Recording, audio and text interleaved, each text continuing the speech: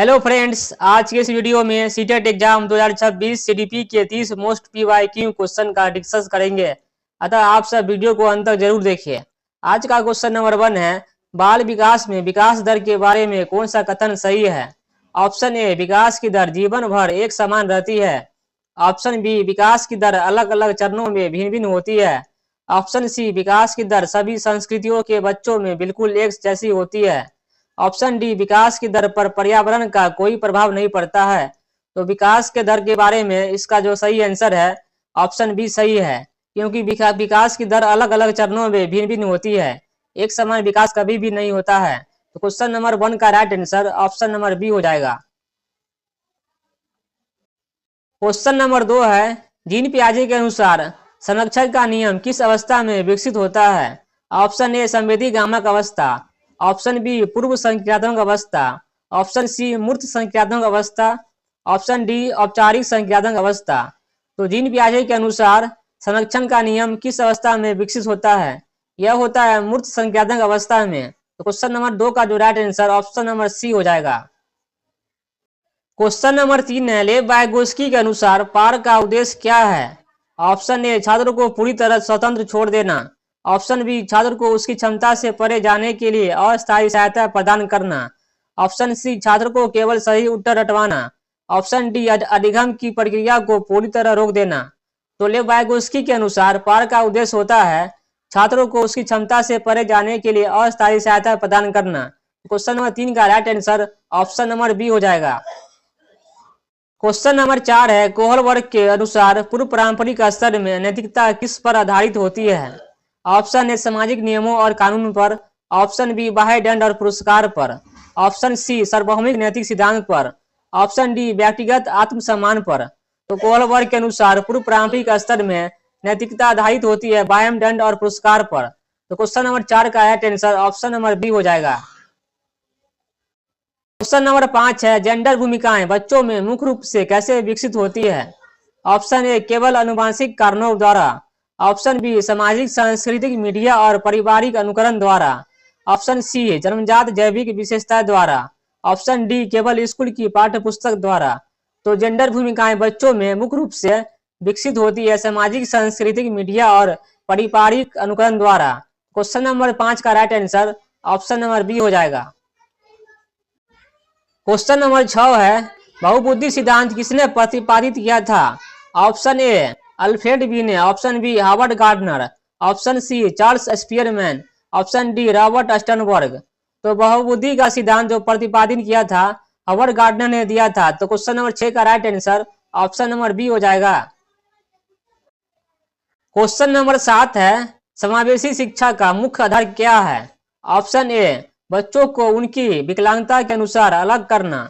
Option B, सभी बच्चों को बिना किसी भेदभाव के समान शिक्षा का अधिकार देना। ऑप्शन सी, केवल प्रतिभाशाली बच्चों को मुख्य धारा में शामिल करना। ऑप्शन डी, विशेष बच्चों के लिए अलग स्कूल बनाना। तो समावेशी शिक्षा का मुख्य आधार है सभी बच्चों को बिना किसी भेदभाव के समान शिक्षा का अधिकार देना। तो क्वेश्चन नंबर 7 का जो right answer option number B हो जाएगा। क्वेश्चन नंबर 8 है, डिसकैलकुलिया से पीड़ित बच्चों को किस क्षेत्र में कठिनाई होती है? ऑप्शन ए, पाठ्य संग्रामी पढ़ने में।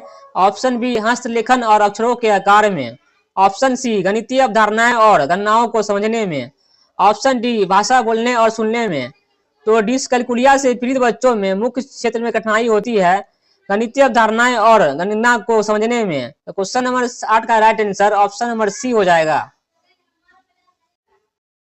क्वेश्चन नंबर 9 है, अपसारी चिंतन किसकी पहचान है? ऑप्शन ए, प्रतिभाशाली छात्र की। ऑप्शन बी, सृजनात्मक छात्र की। ऑप्शन सी, अधिगम अक्षम छात्र की। ऑप्शन डी, मंदबुद्धि छात्र की। तो अपसारी चिंतन पहचान है सृजनात्मक छात्र की। क्वेश्चन नंबर 9 का right answer option number B हो जाएगा। क्वेश्चन नंबर 10 है, राष्ट्रीय शिक्षा नीति एनईपी 2020 के अनुसार मूल्यांकन का क्या स्वरूप होना चाहिए? ऑप्शन ए, केवल योगात्मक और वार्षिक परीक्षा आधारित। ऑप्शन बी, सतत बहुयामी और सीखने में सुधार हेतु। ऑप्शन सी, केवल अंक और रैंकिंग आधारित। ऑप्शन डी, केवल शिक्षक द्वारा एक तरफा। तो राष्ट्रीय शिक्षा नीति एनईपी 2020 के अनुसार मूल्यांकन का स्वरूप होना चाहिए सतत बहुयामी और सीखने में सुधार हेतु। क्वेश्चन नंबर 10 का जो right answer option number B हो जाएगा। क्वेश्चन नंबर 11 है, बालक के समाजीकरण की द्वितीय संस्था कौन सी है? ऑप्शन ए परिवार और आस पड़ोस, ऑप्शन बी विद्यालय और मीडिया, ऑप्शन सी माता पिता और रिश्तेदार, ऑप्शन डी केवल परिवार। तो बालक के समाजीकरण की द्वितीय संस्था है मीडिया और विद्यालय। तो क्वेश्चन नंबर 11 का right answer option number B हो जाएगा। क्वेश्चन नंबर 12 है, समीप दूराभिमुख विकास का सिद्धांत क्या बताता है?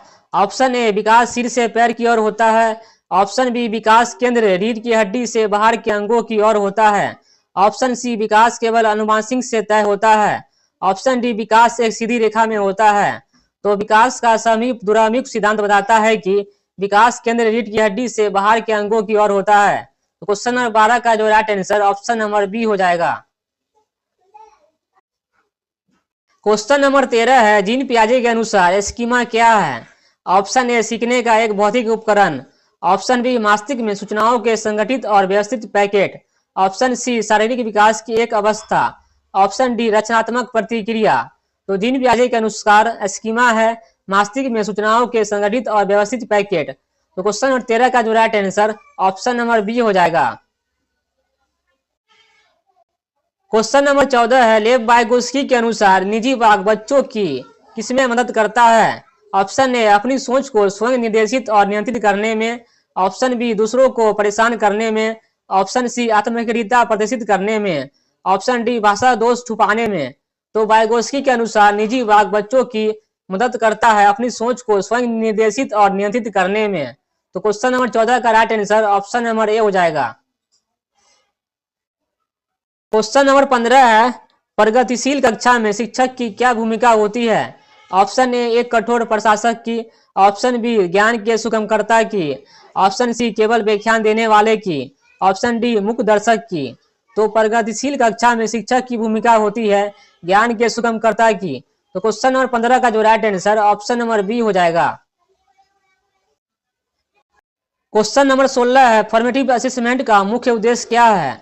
ऑप्शन ए छात्रों की तुलना करके उन्हें ग्रेड देना, ऑप्शन बी शिक्षण अधिगम प्रक्रिया के दौरान बच्चों की समझ को जानना और सुधारना, ऑप्शन सी सत्र के अंत में पास या फेल तय करना, ऑप्शन डी बोर्ड परीक्षा के लिए रैंकिंग बनाना। तो फॉर्मेटिव असेसमेंट का मुख्य उद्देश्य है शिक्षण अधिगम प्रक्रिया के दौरान बच्चों की समझ को जानना और सुधारना। तो क्वेश्चन नंबर 16 का right answer option number B हो जाएगा। क्वेश्चन नंबर 17 है, हार्वर्ड गार्डनर के अनुसार जो व्यक्ति दूसरों की मनोदशा और भावनाओं को आसानी से समझ लेता है उनमें कौन सी बुद्धि पाई जाती है? ऑप्शन ए अंतर व्यक्तिगत बुद्धि, ऑप्शन बी अंतर व्यक्तिगत, ऑप्शन सी स्थानिक, ऑप्शन डी भाषाई।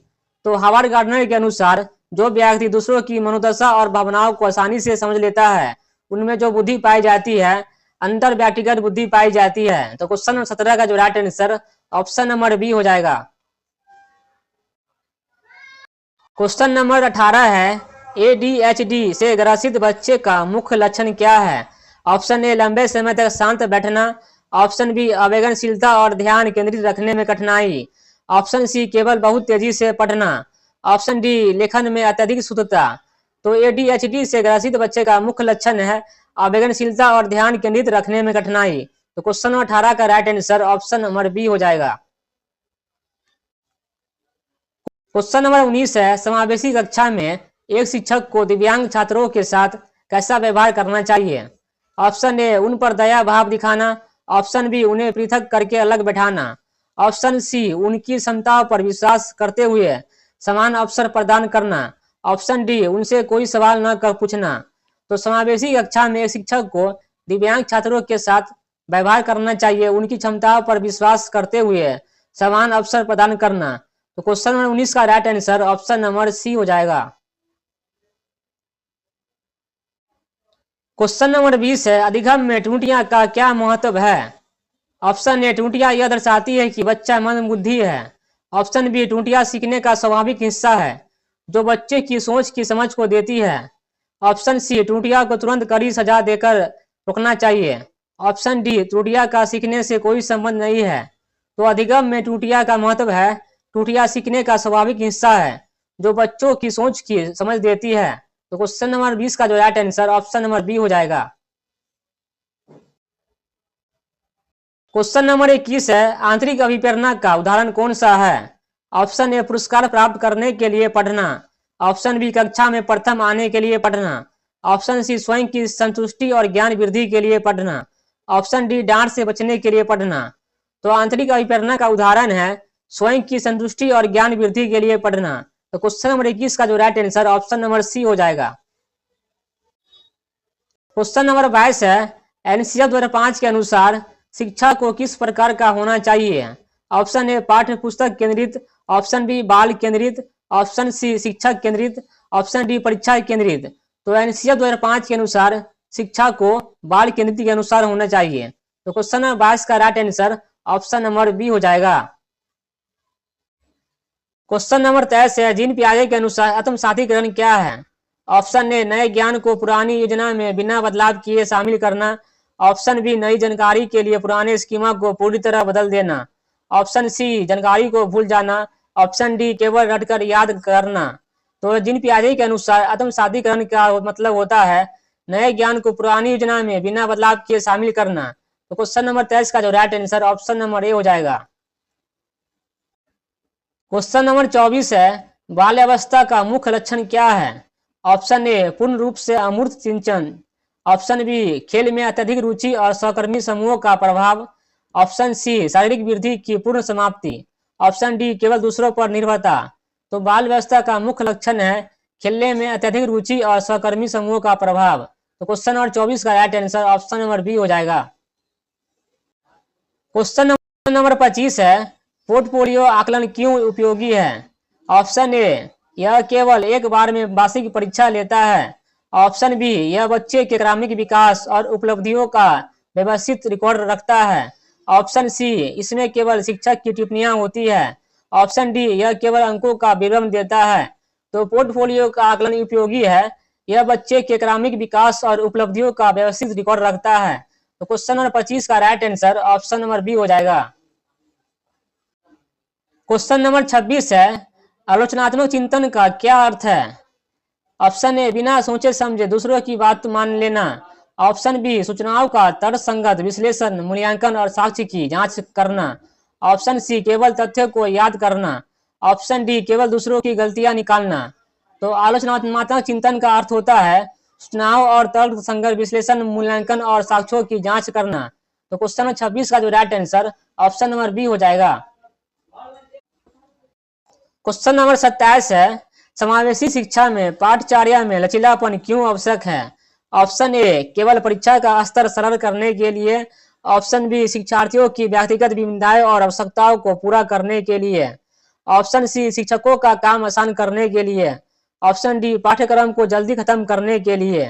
तो समावेशी शिक्षा में पाठचर्या में लचीलापन इसलिए आवश्यक है शिक्षार्थियों की व्यक्तिगत विविधताएं और आवश्यकताओं को पूरा करने के लिए। तो क्वेश्चन नंबर 27 का right answer option number B हो जाएगा। क्वेश्चन नंबर 28 है, प्राथमिक स्तर पर बच्चों की भाषा सीखने के लिए सबसे उपयुक्त माध्यम क्या है? ऑप्शन ए केवल मानक भाषा का प्रयोग, ऑप्शन बी उनकी मातृभाषा क्षेत्रीय भाषा, ऑप्शन सी केवल अंग्रेजी भाषा, ऑप्शन डी केवल व्याकरण के नियम। तो प्राथमिक स्तर पर बच्चों की भाषा सीखने के लिए सबसे उपयुक्त माध्यम है उनकी मातृभाषा या क्षेत्रीय भाषा। तो क्वेश्चन नंबर 28 का right answer option number B हो जाएगा। क्वेश्चन नंबर 29 है, लॉरेंस कोलबर्ग के अनुसार उत्तर पारंपरिक स्तर की क्या विशेषता है? ऑप्शन ए नियम केवल सजा से बचने के लिए माने जाते हैं, ऑप्शन बी नियम समाज की भलाई और व्यक्तिगत अधिकारों के आधार पर तय होते हैं, ऑप्शन सी नियम केवल माता पिता की इच्छा पर आधारित होते हैं, ऑप्शन डी नियम का कोई महत्व नहीं होता है। तो लॉरेंस कोलबर्ग के अनुसार उत्तर पारंपरिक स्तर की विशेषताएं है नियम समाज की भलाई और व्यक्तिगत अधिकारों के आधार पर तय होते हैं। तो क्वेश्चन नंबर 29 का जो right answer option number B हो जाएगा। क्वेश्चन नंबर 30 है, अधिगम अक्षमता का क्या अर्थ है? ऑप्शन ए बच्चे में मानसिक मंदता का होना, ऑप्शन बी तंत्रिका तंत्र की विषमता के कारण कुछ विशिष्ट कौशलों को सीखने में कठिनाई, ऑप्शन सी पूर्ण रूप से अंधापन, ऑप्शन डी शारीरिक विकलांगता। तो अधिगम अक्षमता का अर्थ होता है तंत्रिका तंत्र की विषमता के कारण कुछ विशिष्ट कौशलों को सीखने में कठिनाई। तो क्वेश्चन नंबर 30 का right answer option number B हो जाएगा। तो आज का वीडियो कैसा लगा? उम्मीद करते हैं अच्छा लगा होगा। तो आप सबसे रिक्वेस्ट है वीडियो को सब्सक्राइब करें और चैनल को लाइक शेयर करें।